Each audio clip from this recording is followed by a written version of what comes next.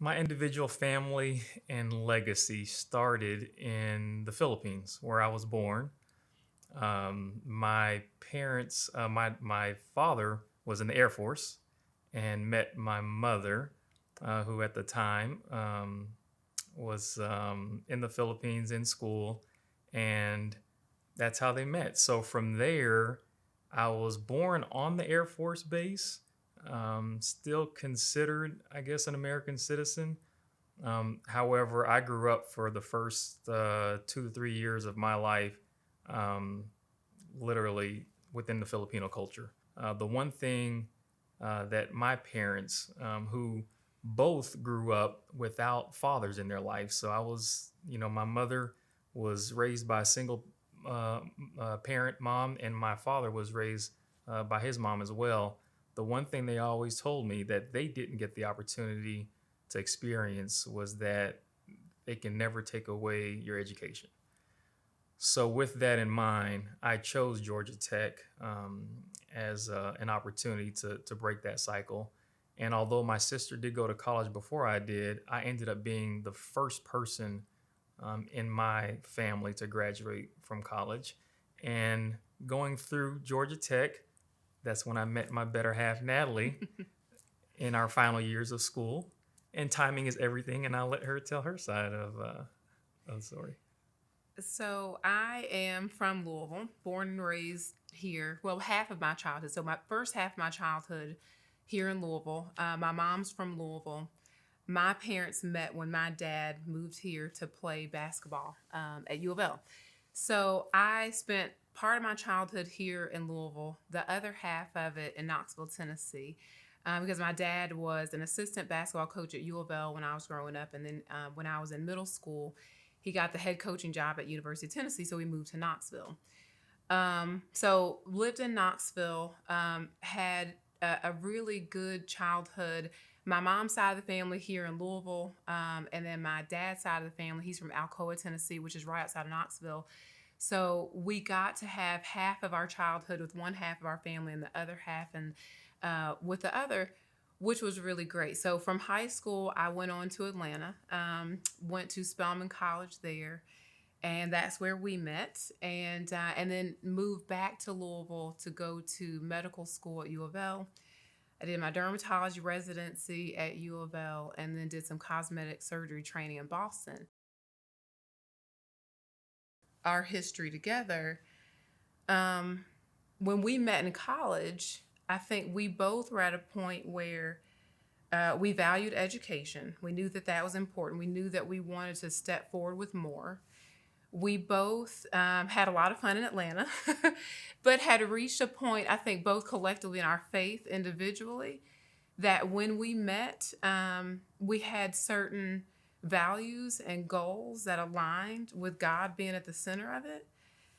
And and so my sister, who was on the track team at Georgia Tech, and he played football at Georgia Tech, we met through what I guess we were at Athletes in Action, which Mhm. is like Fellowship of Christian Athletes, and we didn't have that on Spelman's campus, and so I would tag along with my sister to their Athletes in Action, and we kind of met, mutually that way. So that's kind of our story of how we came to be. Yep. In my household, money was very rarely mentioned. Um, it was all about being the best we could be, um, getting the education, and I think introducing us to Christ. And I think those three things, I guess the level, the bar wasn't really high for my side of the family. So I think they didn't know what the ceiling was. They knew it was there, but they just didn't know what, because it was uncharted territory for them. So it wasn't until I started, you know, going to school and going home with other teammates, and being asked to play golf at a country club, and I didn't know what any of these things were. Our version of spending, or or enjoying summers was once a month dinner reservation at Red Lobster about 45 minutes away from where I live. So, and I thought I had it all. I thought I had it all. So, yeah, I wasn't exposed to as much growing up. I think wealth has so many different meanings for our family. When we think about just being good ambassadors of what we've been given, it's very rare because I do belong to the U of L Family Business Center, and it doesn't take long to just see that there's no generational wealth for minorities because of our history in America. We just weren't able to participate. We weren't able to, own certain land, get certain loans. So even house ownership, which most middle class Americans were able to pass down from generation, really didn't happen with most minorities. So I just look at my, I guess my role in where I am is just being a good ambassador of what I've been given, growing that, and leaving something to the third generation that they can hopefully grow and not mess up. Uh, However, the statistics show that the third generation is the entitled generation, and they don't see the struggle of the founders. All they see are the benefits.